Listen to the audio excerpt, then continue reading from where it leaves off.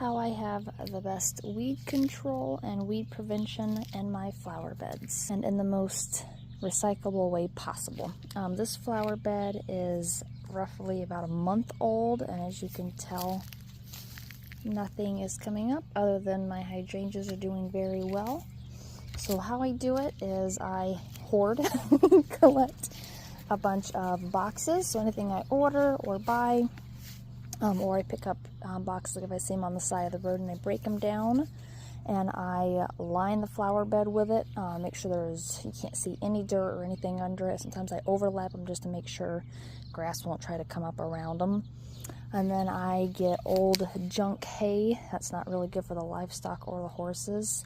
I like square bales the best because they come off in flakes, as you can see here. So then I put the cardboard down, and then I put the hay on top.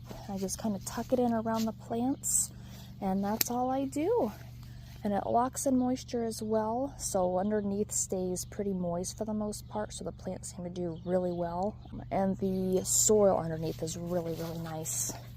I've noticed since I started doing this with all of my flower beds, I might have a lot more earthworms. Let's see if you can see.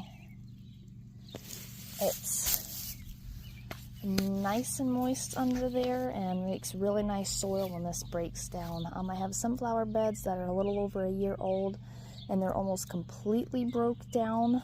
And when that happens, that's okay. I just usually about a year and a half or so, I'll come through and redo it again if it's needed. But usually at that point, once it's broke down, there's not really much for grass or weeds at all.